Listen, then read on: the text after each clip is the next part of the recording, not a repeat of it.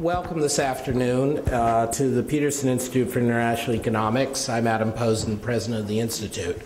And we are, for the second time in a week, stretching our boundaries a bit. Last week, some of you at least, were here for our day-long conference on ethics and globalization.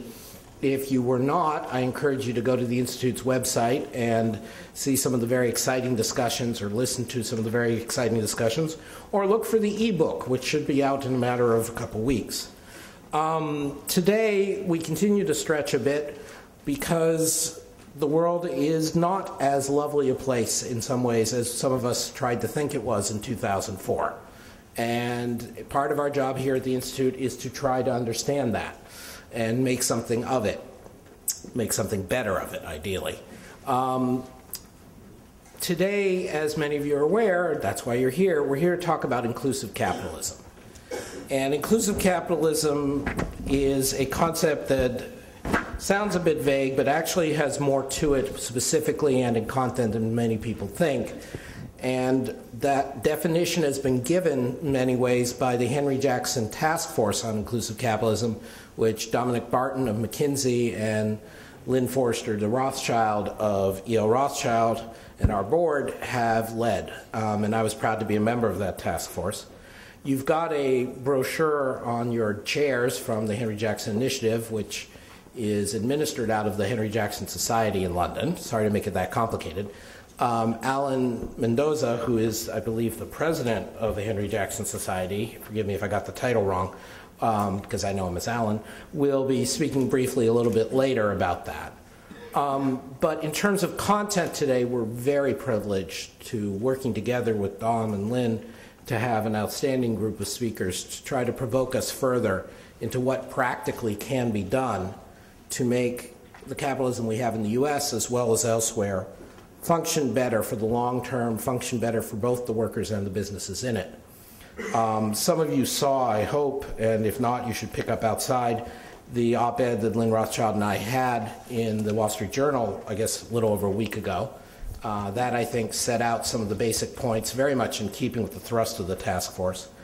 One thing which we did not go into enough detail about, and we're using today to start, is to think about ways that labor and management can collaborate for the long term, for training of workers, for matching of workers, for investing in workers, but also then workers investing in their businesses. Here at the Institute for International Economics, Peterson Institute for International Economics, obviously we're aware that there are other models out there in the world. There are places like Sweden and Germany, and in a very different way, Japan, who have taken that path. And today we're going to start with a panel with Dick Gephardt, who of course has been a leader in Congress, and more recently a leader on actual practice of management-labor collaboration, and has played a key role in some of the restructuring of our auto industry in recent years, which has been such a huge success and benefit, in my opinion, to the American people. And with him is R. Thomas Buffenbarger, president of the International Association of Machinists, which has been a union that has, under his leadership, been at the forefront of trying to be forward-looking and working with management and engaging in constructive collaboration for the sake of long-term jobs and long-term productivity. After that discussion, and we will open it for discussion following the speaker's remarks, we will have Alan from the Henry Jackson Initiative tell you a little bit more about that, and then turn to a second panel, which Lynn will chair, with Dominic Barton of McKinsey. For many of the people in this room, Dom needs no introduction. Let's just say he is the man who leads the management gurus. But for purposes of this discussion, he's also the person who did a very insightful article for Harvard Business Review, I guess, what, about 3 years ago now, on long-term investing. And he's going to be paired with James Leach, who's head of Ontario Teachers Pension Plan, which for those of you in the corporate governance business is what we want CalPERS or Tycraft to be when they grow up. Trying to be the responsible stakeholder while getting profits for its retirees. And then briefly after that, I'm going to talk about some new research that relates to this that the Institute is undertaking. Sorry to stick up all that up front, but our goal is, again, to get the audience engaged and get people up here. And for that reason, we're going to sit family style. So if I could ask Dick and Thomas to join us up front. We'll get started.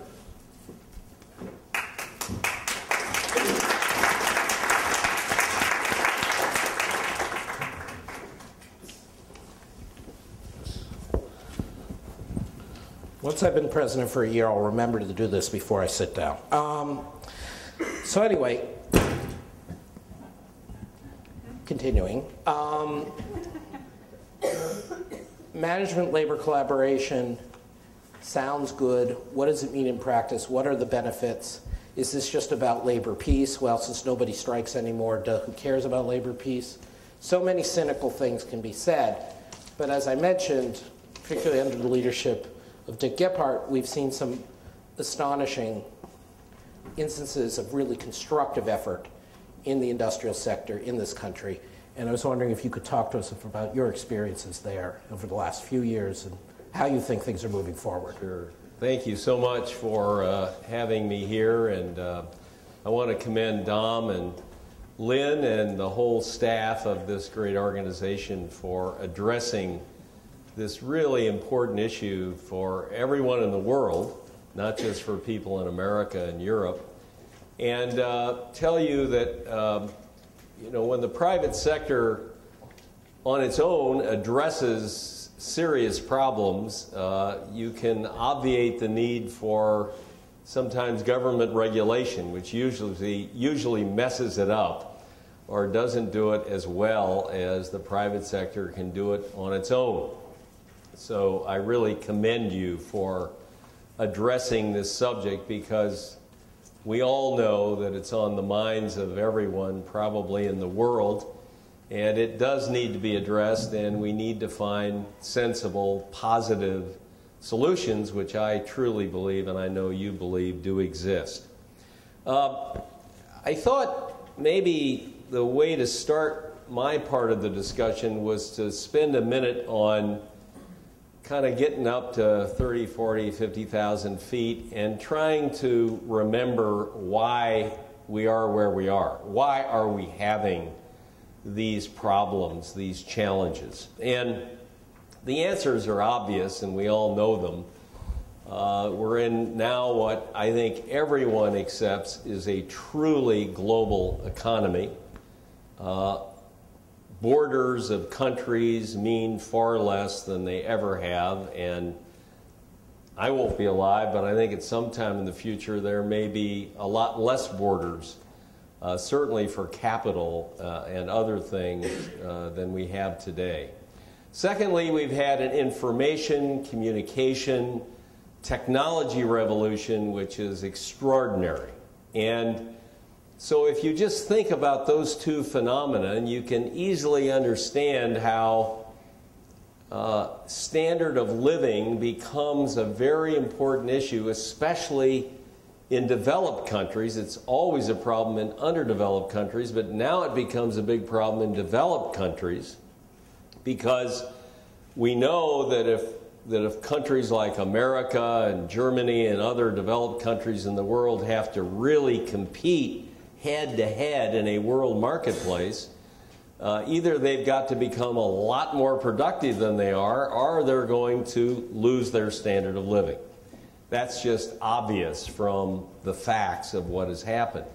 Secondly, technology now moves quickly across the world. I have a friend who's a labor economist at University of California in Berkeley, and I have talked to him often about the auto industry, and he told me 10 years ago that the auto plants in Mexico had much better technology than the plants in Detroit or Ohio or St. Louis, where I'm from, and that the workers, because of computer training and other information programs, were as, if not more productive than the UAW workers in the United States.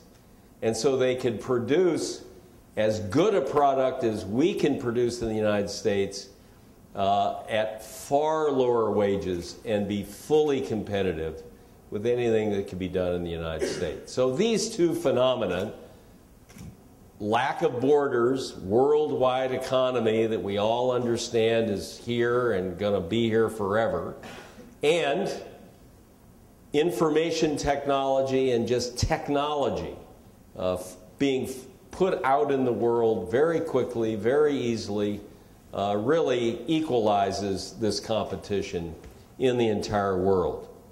And finally, you know, I keep saying to people, the biggest fact in the world today is that half the world's population that doesn't have our standard of living is trying to get our standard of living overnight. Puts tremendous pressure on resources, energy, water. Everything that you know is going on today in China and India and Vietnam and across the rest of the world, South America. So that drives up the price of commodities, long haul, and makes it harder for everybody to compete, but certainly even developed countries to compete. So given this fact situation that I think we all well understand, I guess I looked at your three pathways and I think they're absolutely correct. And I think having this discussion on, you know, long-term governance, longer-term thinking by corporations, how to educate workers, and the third are really the right things to be talking about. And I guess what I'd like to bring into the discussion today is maybe tweaking two of those in a further direction. And the tweaking that comes from my experience is that in addition to those three, we need to find effective ways to engage and empower workers, not only in America and in Europe, but all over the world, so that we have the opportunity to increase the size of the economic pie and not have a continuing acrimonious win-lose discussion over diminishing slices of a diminishing pie.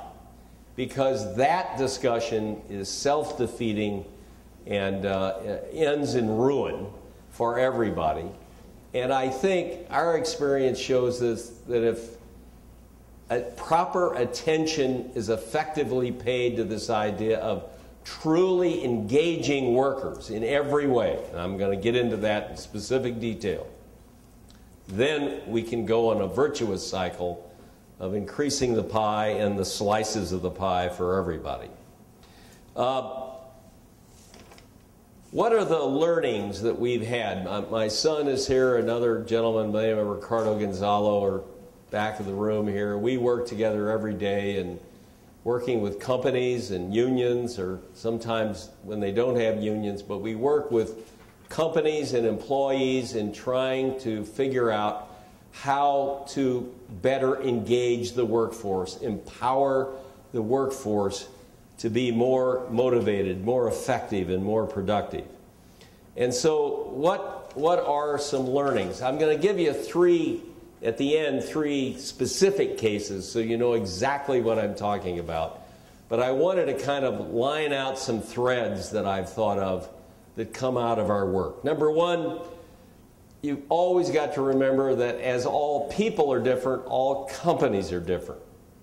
It's very, I think, wrong to make allness statements about this or any other area, because every company you come into is in a different state of evolution with regard to their employees. Some employers we work with have fabulous relationships with their employees and have had for a long time, but they want to take it to the very highest level. They want maximum engagement and productivity, and we have things that we do with those kinds of folks. Other companies we come into are, you know, they don't even talk to their employees. I mean, they have horrible relationship. They've had strikes and violence and difficulty.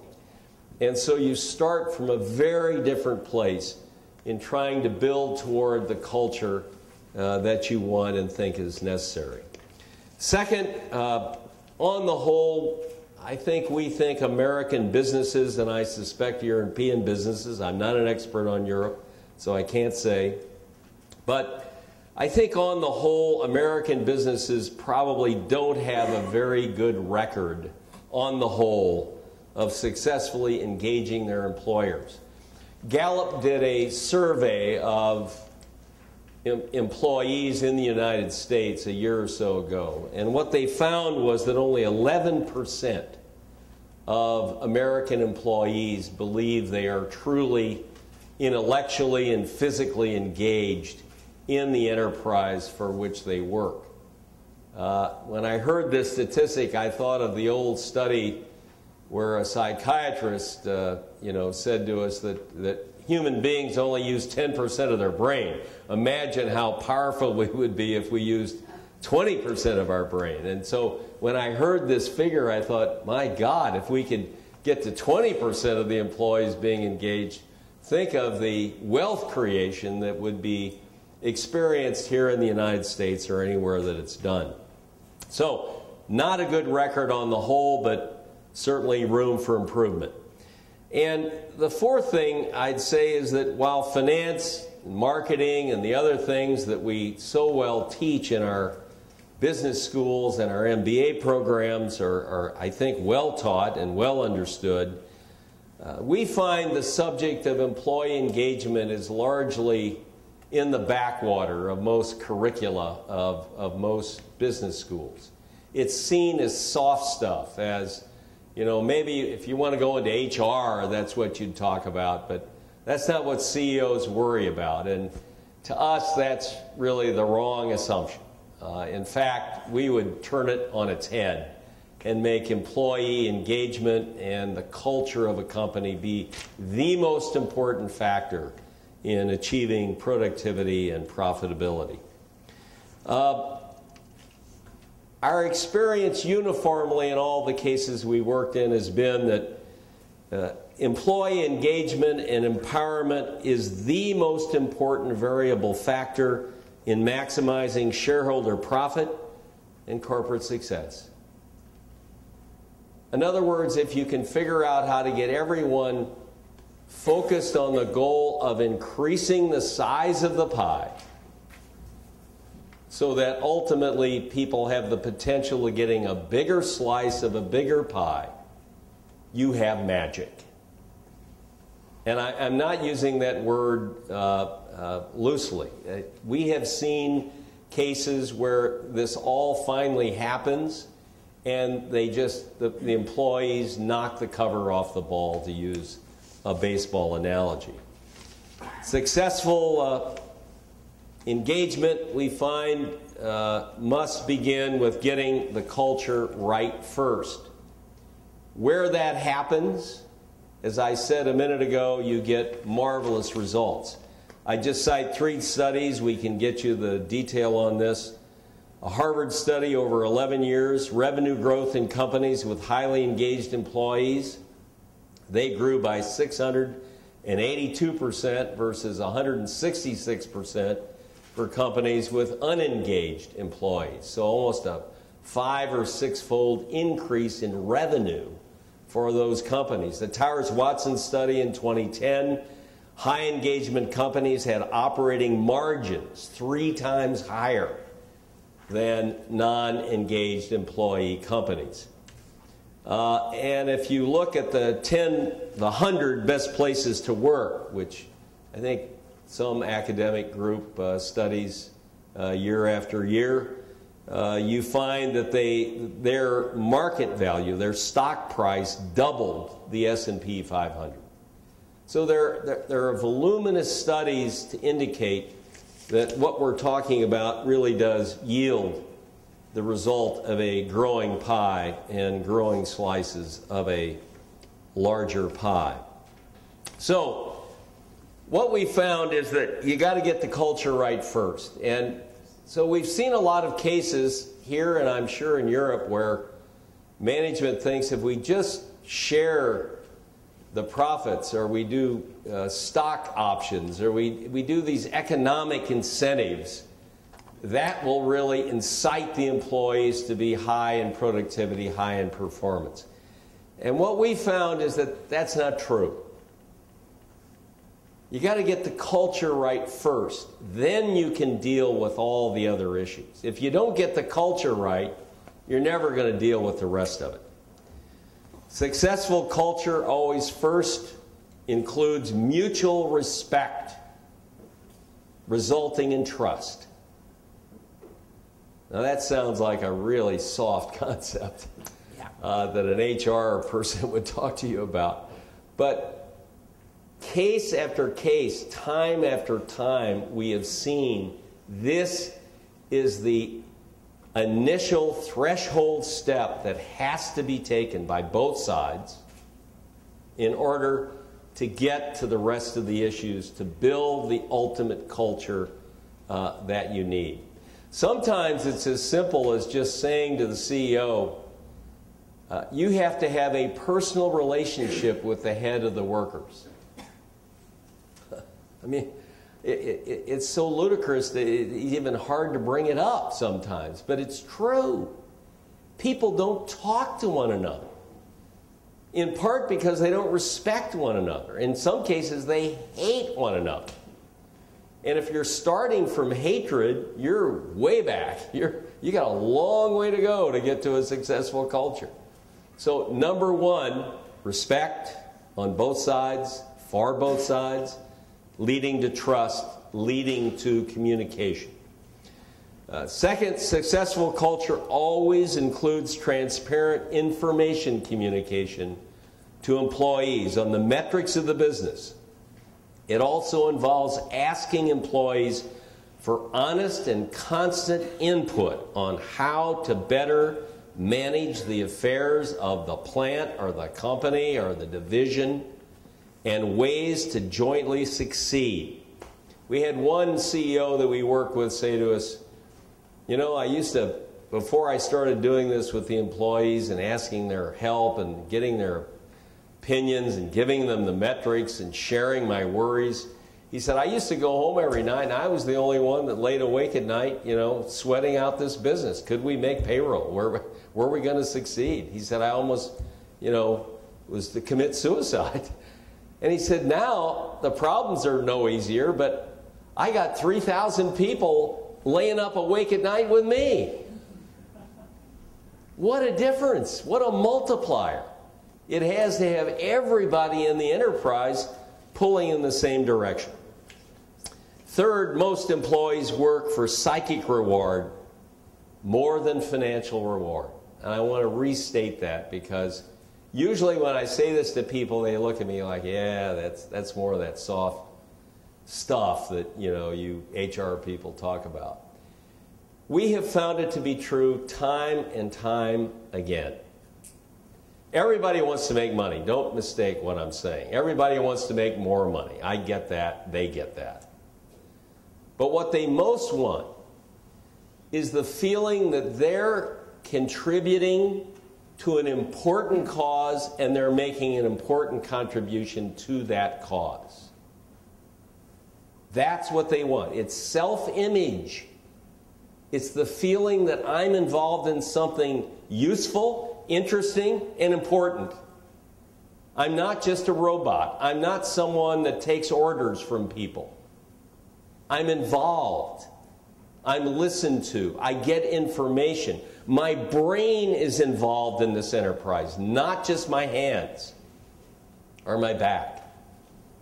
I'm really in it. And this applies to services just as much as manufacturing. Everything I'm saying applies to any business. Doesn't matter. The difference is the people. And are you inspiring and motivating and engaging and empowering the people? Once the culture is right, concepts like incentive or variable pay becomes easy and well accepted. Easy and well accepted. Because when people understand the business and understand the contribution that they're making and understand the results that are being created day by day, month by month, year by year, it is logical to people to be paid on the basis of the performance of the entire enterprise. And so people, unions, are much less excited about asking for guaranteed pay increases and much more ready to help their members accept variable and incentive pay.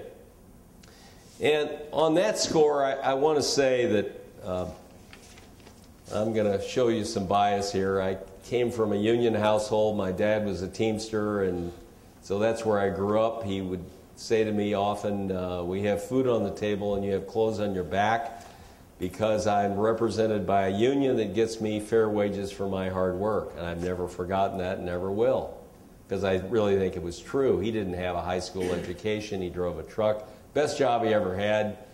After 10 years, his back went out and he had to do other things in which he didn't make nearly as much money. So I believe in unions. I believe in workers being represented. And what I want to say to you is that sometimes we run into companies where, you know, they think the total answer to their challenges or problems is to get rid of the union. You know, the union's the problem. They're the real fly in the ointment here. If we could just get them out of the way, we could do what we want to do with these workers. It's wrong-headed.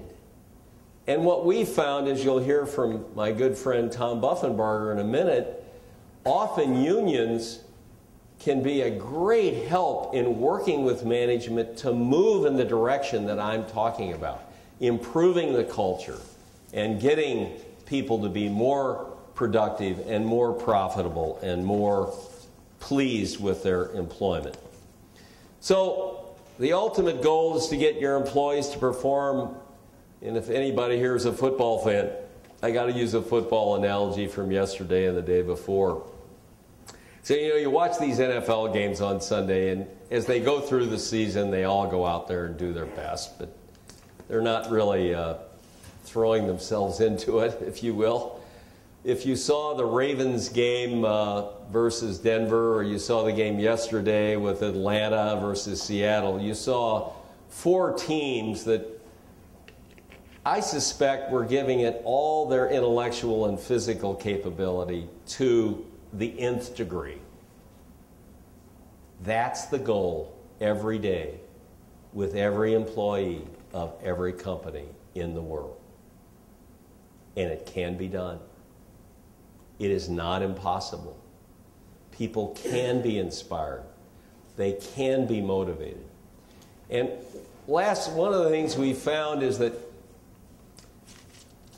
and here I can only speak about American workers, but I suspect workers everywhere are kind of the same. Americans love to compete. They love sports. And they love being on a winning team. And they're very independent thinkers. And they love to solve problems. And they love to help one another succeed in a common goal. And that's really all we're talking about here. And that, if achieved, creates miracles.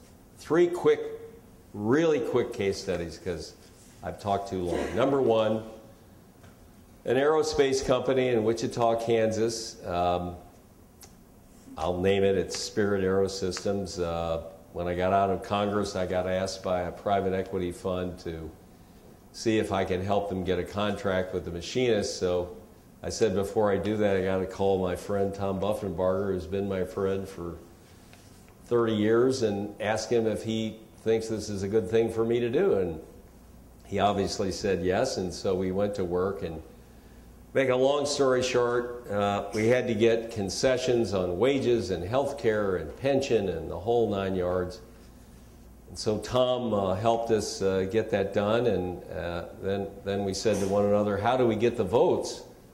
Something that I always worry about, of these workers to approve this contract. And he said, well, maybe we give them stock, and if you do an IPO sometime later, maybe they can see the light at the end of the tunnel for all their concessions. Well, we did that. A year or so later, we did an IPO, and every machinist, there were about 7,000 of them out there then. I think there's about 12,000 now. Got about 60, 70, 80 grand in stock apiece. And then we followed that with lots of information and lots of involvement and lots of engagement. About a year ago, Tom helped us get a 10-year contract, unheard of in manufacturing, with lots of incentives, lots of bonuses, if the productivity increases that we were seeing kept on. And they have, and it's all been positive. And in my view, it's a magical story of how, if you really engage people, you can really get tremendous results. At Gephardt Group, we've been working at a telecom company, one of the biggest. Their challenge is how to compete with cable. And so they have cable people that drive trucks out of a garage all over the country. And our job was to try to figure out how to motivate them, because as you all probably know, that when the cable people come, the performance is not very good. And they often have to come back 2 or 3 times, and it's just usually a disaster. And so what Matt and Ricardo came up with is, let's talk to the cable people. Let's find out what their problems are and what their concerns are. And so after a lot of interviewing and pulling out of them ideas for how to do this better, we've kind of come up with a plan to, in short, make them into SEAL teams. And now they govern themselves, and they decide on the schedule themselves, and they help one another out in the field, which they never did before. And so rather than giving them orders every morning and then using GPS to see that they did what they were ordered to do, they now have their own head on how to do this more successfully, and the results have been fantastic. Finally, we worked for the last 2 years at an aluminum plant in rural West Virginia. They make the skin for Airbus and Boeing. They had a really tough labor relationship, almost to the point where management and employees wouldn't talk to one another, would not communicate, had no respect for one another, no willingness to work together. We went to the worst part of the plant. We interviewed employees over a 6-month period and got ideas from them. When we first asked for these ideas, they said, we've given them these ideas for 20 years and they never listen to us. They don't talk to us. And so we got management, had new management. We got them to implement many of these ideas. And productivity has increased markedly, almost doubled in this part of the plant. And now we're rolling out this same method throughout the enterprise. And again, this is a case where we're trying to change the culture before we go on to these other economic issues, which we think will flow once we're able to put it throughout the entire enterprise. So with that, I've talked too long. I want to turn it back to my friend Tom Buffenbarger, who has vastly more experience with this than I have, and has seen the things that we're talking about happen in other plants all over the United States. No, thank you, Dick. That was fantastic, and in many ways far more hopeful than what many of us in Washington and in the corporate world are usually exposed to.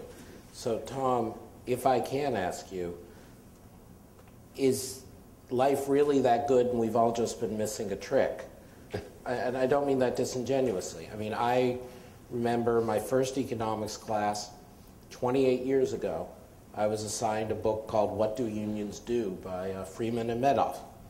And it made many of the same points, not as articulately, it was economists after all, but many of the same points as Dick, that treating with respect, communication, giving people workers autonomy resulted in productivity gains. And yet somehow that's not the received wisdom. So is this realistic? Is this aspirational? How do you view this? First, thank you for the invitation to be here. It's an honor to be among you, and I'm going to learn from you as much as I can share, because I've never done one of these events with this institute. And much of what that's our honor, by the way. Well, thank you. Much of what Dick Gephardt has relayed to you, I could easily paraphrase myself, because we have known each other for a very long time. We've worked toward common ends in many different arenas. But what I'm amazed about, to begin with, is if I could ask a question of you. How many of you in here believe Jack Welch deserves all the adulation he gets as a great manager. Wow. Thank you. I know I'm in a friendly crowd, so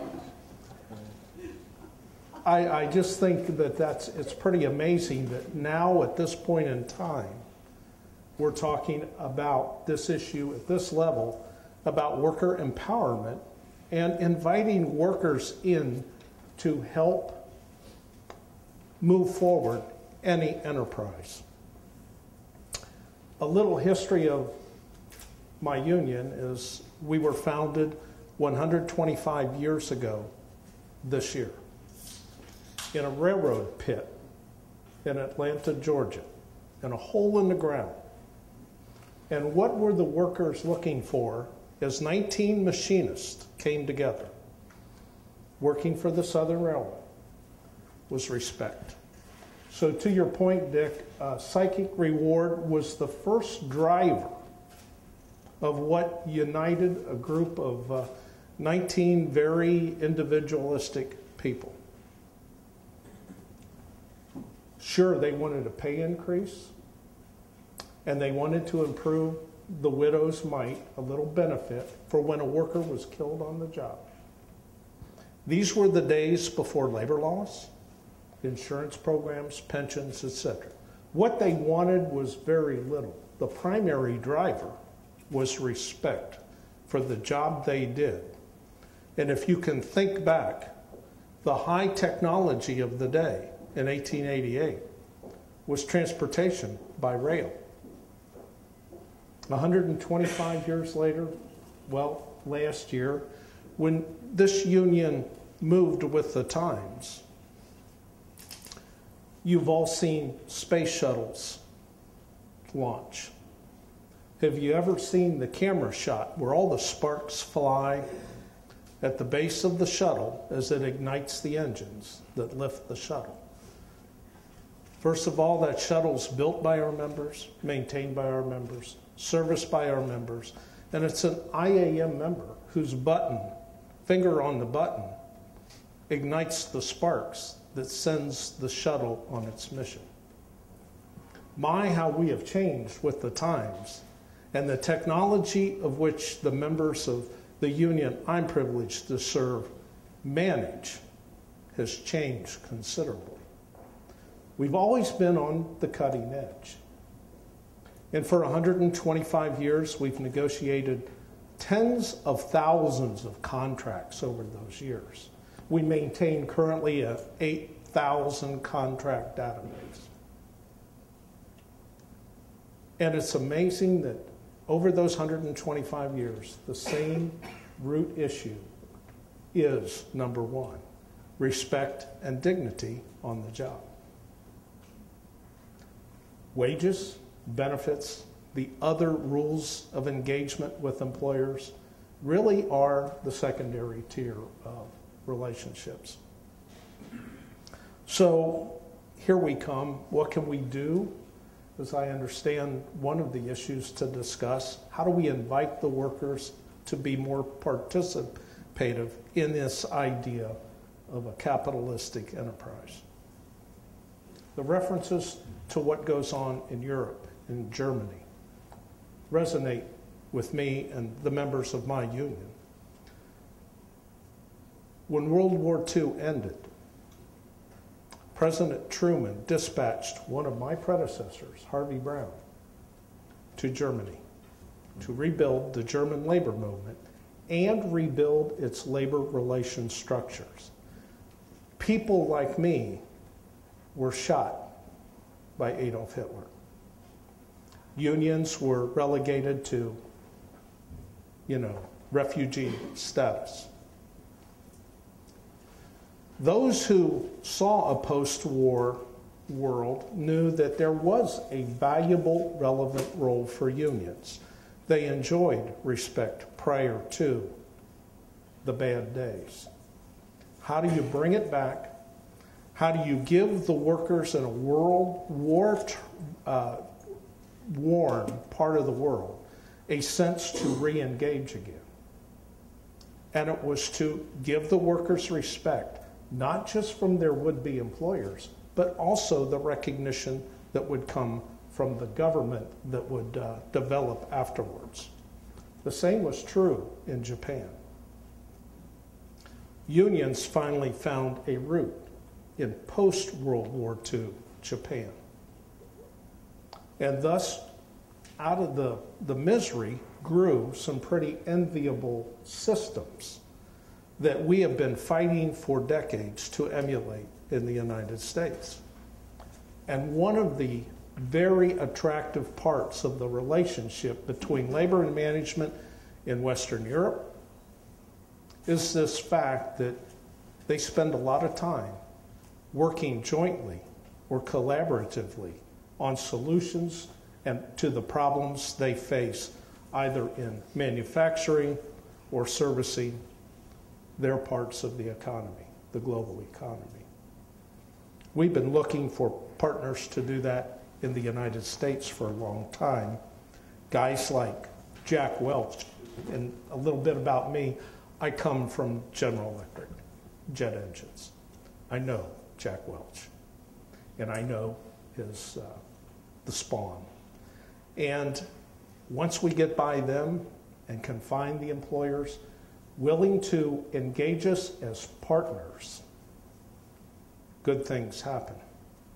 Dick mentioned Spirit AeroSystems, and he used a key word, because this was a tough situation. It was a Boeing facility. Boeing sold it off, thinking their worldwide supply chain could take care of anything they would need in the future. The company that formed after that was renamed Spirit AeroSystems. Still, and to this day, Boeing's largest supplier for critical components. It's one of the finest, in my terms, machine shop in the world, with the quality of workers, their skills, and their dedication. But they were hurt after working their lifetimes for Boeing, who had been there since World War II in Wichita. They were hurt deeply that Boeing could, in their terms, wad them up and throw them away like a piece of paper. We knew something had to drastically happen there. It was going to continue manufacturing products as long as they could deliver on time and a quality product. And with Dick's help, and with a visionary manager who had been a Boeing manager, who could have stayed with the company but chose to remain in Wichita with the new firm, we took a giant step. We brought all the employees together and the leadership of the employees groups, both management, the engineering union, and those represented by the machinists. And we all sat together in a common room. And after decades of strife and dueling, the plant manager and myself looked at each other in front of everybody and said, we're going to start anew. And we're going to start today by trusting one another. It was as quiet in that room with a couple thousand people, and you remember that, Dick, as it is right now. A lot of skeptics. Everyone in that room, it didn't matter what their background was, everyone was a skeptic to this. If we were going to develop trust, though, it had to come from the top. And the people, the workers, no matter what they do, had to see that and had to hear it. And then it was incumbent upon myself and upon Jeff Turner, the CEO, to make it happen.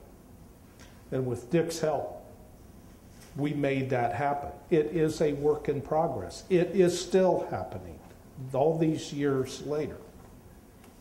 And it can't stop if we're going to make it all successful. It is a never-ending story. And yes, our workers took a $2 an hour wage concession. They took a lesser health care plan. Pension we did okay on because they're in the union pension plan. And the workers were rewarded for taking a leap of faith. Their work, their dedication, their ideas, their participation, the company's willingness to listen and implement ideas caused a big payout in the first year it was available. The car and truck dealerships in Wichita were the happiest people in town because everyone bought a new vehicle. It was a great example to use. There were a lot of skeptics to this idea. And then we ended up, and it's all related to Spirit, with our Boeing negotiations. We are Boeing's largest union. And you'll remember in 2008, we unfortunately had a strike that lasted 42 days. Somehow we're blamed for a 3.5-year delay delivering a new airplane. But one of the things that Boeing wanted was a long-term agreement. They wanted no conditions on it or obligations on their part, so it was rejected. Well, we eventually came to terms with Boeing. Everyone went back to work. Production was restarted. And Boeing, once again, went to the press and says, we need a 20-year labor agreement. No obligations on their part. They just wanted peace with the machinists. They're bad boys and girls for 20 years. Now, we knew in the union, but the company never asked us. We understood the value of a little longer term agreement, especially when we're on the threshold of bringing a lot of new products to market with very new, untested technologies. We did sit down with them, and we bargained. And Boeing walked away from the table, leaving us in a lurch, saying it could never be done. All the while, the CEO of Spirit and his team of managers understood that even by sitting down and talking with Boeing on something longer than a 3-year contract, the union had an open mind. On the heels of the collapse of the Boeing long-term negotiations, we sat down with Spirit and worked out a 10-year contract that was accepted by the membership. Boeing said it couldn't be done and told the managers of Spirit there was a waste of time. Why do you want a 10-year agreement? Because of all the reasons we understood. That agreement went into place, and Boeing then had a problem. Boeing was always saying they could never depend on their suppliers because of negotiations, because of the threat of strikes, other issues. Now we had turned the tables that the suppliers couldn't always depend on Boeing because of threat of strike and other issues. And Boeing asked us to come back to the table. Of course, it was tied to a labor board charge because Boeing had decided to build a plant in South Carolina, which is their right to do so. But the reasons they stated publicly, they shouldn't have stated. We came out with a new long-term 11-year agreement with the Boeing company when they thought it couldn't be done. All tied wages and benefit improvements, all the conditions of a labor agreement are tied to the productivity of the workers. But more importantly, and what helped sell that was the largest ratification vote in our 80 years with Boeing. 74% of the workers voted to accept that contract. Normally, it's 1 or 2 votes that separate a decision. Because in that contract, it's recognized the workers are going to participate in how we build these airplanes from this point forward. Those workers have ideas how to produce, especially a new high-tech airplane coming off the lines. They know how to position things such as the plane and what gets put on the airplane at what point of production. And once it was implemented and changes could be effected, now we're cranking out 787s, despite the current news you're hearing. It's a lot more 87s out there, and it's a new airplane where bugs, just like a new model car, there's bugs. But with that process proving the point, Boeing's new 737 MAX, which hasn't even been sold yet, or purchased yet, or I mean delivered, there's not been one built yet.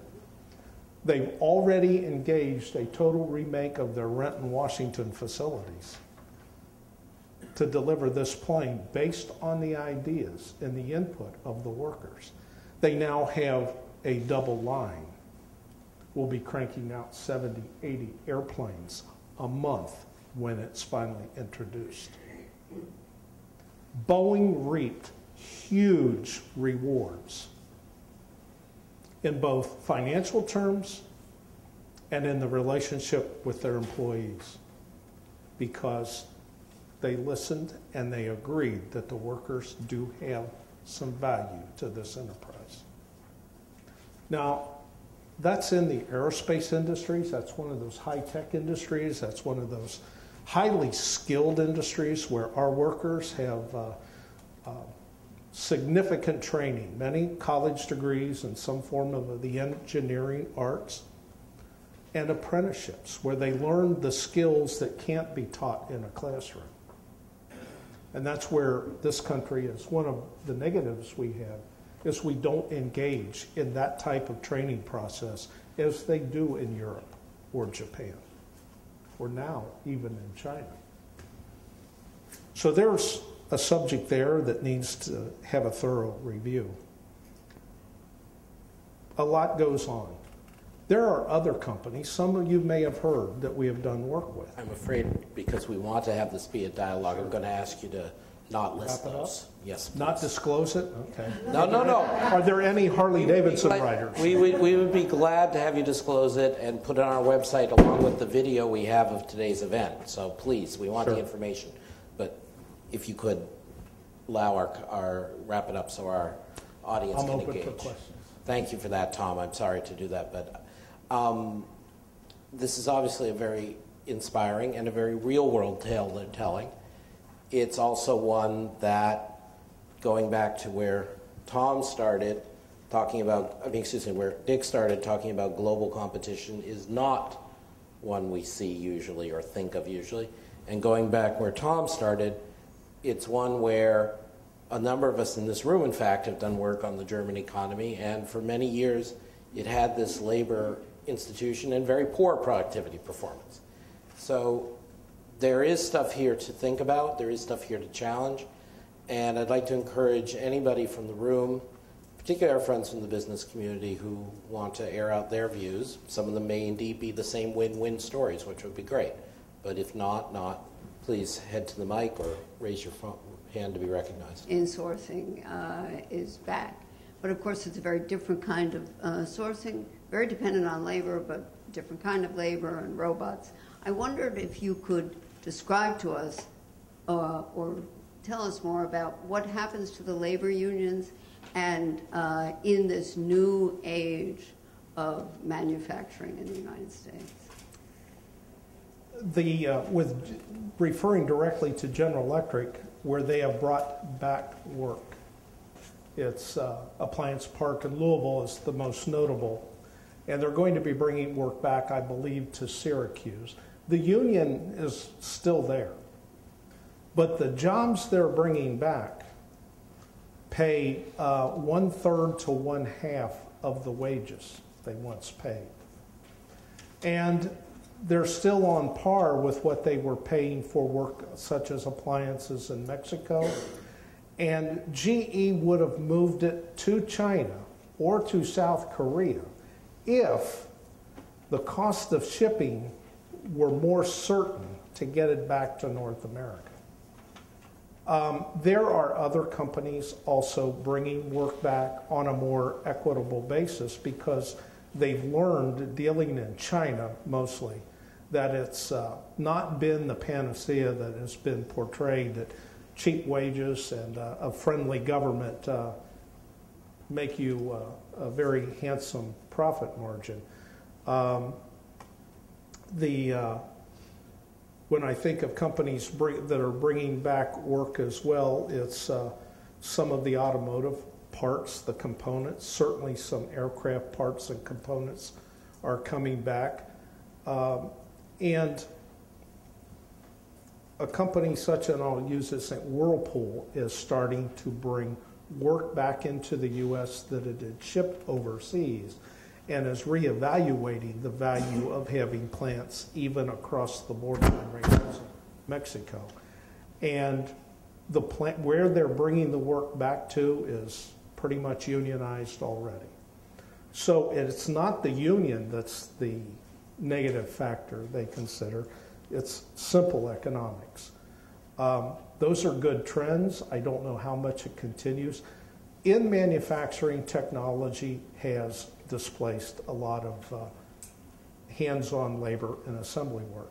But there are still some things that technology will never be able to replace, and such as the work those who fix the technology doing the work of people. And we represent a lot of folks who maintain, manufacture, and service, whether it's robots or other assembly processes. And as far as the outsourcing goes, it's always been amazing to us in the machinist, being the largest union in the U.S. defense industries, that we spend taxpayer dollars and award it to a company to develop a certain technology. And as soon as they develop it, they're applying for the export license to have it manufactured or sold or processed in other ways overseas. And I've never understood where the taxpayer got a return on the investment for that. And I think as we talk about our fiscal crisis and our budgetary issues in the United States, I think the American taxpayer deserves a return on the investment the taxpayer makes into manufacturing and American businesses. Will I never live to see that? I doubt it, but you know. Yeah. As Dick said, if you think labor competition is tough, where do you see how mobile capital is? Can I add one thing? So I think there is some of this happening, and I agree with Tom. How much it will happen remains to be seen. There are a lot of factors involved, not the least of which is the cost of energy to move stuff around. And you've got to understand that the standard of living in places like China and other places is starting to come up. So we're getting, you know, what I think we all hope for. Our wages have certainly come down, as he just said, but their wages are going up, and hopefully, you know, we meet in the middle, and we're going to have a lot more consumers in China, potentially, in India and other places, and that's a good thing. I mean, that's a very positive thing. But we're still in a real struggle here in manufacturing. I think this is really going to be hard, and it's why what I talked about, I think, is so important. Because we entered this competition with many of our companies having a poor relationship with their employees. So we were ill-equipped to meet this competition, and we lost lots of jobs. I'm on the board of Ford Motor Corporation. We've literally, lost, America has lost, I'd say, 2/3 of the UAW jobs that used to be at Ford, GM, and Chrysler in the United States. Now, recently, we're bringing some of those jobs back from Mexico, back from Asia, that can be better done here in the United States. Every Explorer, I might add, that you could buy in the world will be made in Chicago, Illinois. We're going to sell the whole brand new Lincoln line in China, and all those vehicles will be made in the United States. So there's some really nifty stories here about a renaissance of manufacturing. I just wouldn't get carried away with it. Now, one added thing. I was in San Diego last week, and I went to an organization called Connect, and I would urge the staff of this organization to connect with Connect, because it was a very interesting group. Mainly biotech, but they've been around for 30 years, and they have it's basically a business incubator for biotech and high tech. And they've done a very good job. They've built helped build a lot of really strong businesses in the San Diego region. One of his ideas I thought was really interesting. He said, we've got to continue the government effort in research at DARPA, at NIH, at all these organizations. And he's really worried, as I am, about us, spitting that bit out here as we go through the fiscal cliff stuff. But the second idea I thought was really interesting. He said, we've lost a lot of manufacturing in high tech to underdeveloped countries because there simply wasn't the expertise here to make these products like the Apple phone without defects, to make it very competently. And his thought was that we need a consortium of the private sector, the federal government, and local governments. And his word was, build it and they will come, so that we have these manufacturing skills that Tom talked about and facilities in place in different parts of the country to meet the coming technologies that we know are going to be out there. One instance he gave me was, he said, we lost solar panels. We shouldn't have lost solar panels. And if we had had the capability out there to quickly make this stuff, we wouldn't have lost it. So that was, I thought, an intriguing idea. Speaking on behalf of the economists, I see Steve Wiseman. Is there a non-institute person who wants to ask a question? Yeah, there. Behind Steve Beckwith. Just to say that we do have to record the fact that we have studies that suggest that the decline in U.S. manufacturing, again, wasn't driven by unionization, but by the same token, was not out of whack with the decline in manufacturing in a number of other advanced economies. And that doesn't mean we shouldn't be concerned about it, doesn't mean we shouldn't be talking about it. And I appreciate Jessica Einhorn for raising the question. But it is about, as Dick said earlier, this is not just about manufacturing, this is about services, this is about every industry, and that's what we have to think about. Sorry. If you could identify yourself when you speak, please. Thanks. My name is Bruce Levine. I'm director of the Office of International Labor Affairs at the State Department, where one of our missions is to promote workers' rights and equitable economics overseas. So my question is really about the growing disparity, income disparity, both in this country and overseas, because what both of you were talking about earlier refers to the manufacturing sector in relatively high-tech industries with skilled workers, which is not easily replicated. But when we're dealing with, say, Bangladeshi garment factories or something like the retail sector in the United States, what is the approach that should be taken either by government or by social partners to improve the bargaining power of the workers and to promote the kind of engaged workforce that you were talking about? And I don't have this question for either one of you in particular, but I'd be very interested in your views. Thank you. That'd be great. Let me ask Dick and Tom if they want to come in on that, and then, well, not wanting to cut things off, especially since we haven't had a business person volunteer to come out and talk, we'll move on, I think, to the next panel. But please. We engage the Bangladeshi workforce. We have no, our government gives us no standing to go into other nations, with the exception of Canada, and we're organized in Canada only because we did that before there was a law that pushes back against us on that. They really mitigate our abilities to go in and help the workers there. There are other global labor federations, GUFs as we call them, global union federations, that we use to try and train workers and empower them to represent their own best interests in their countries.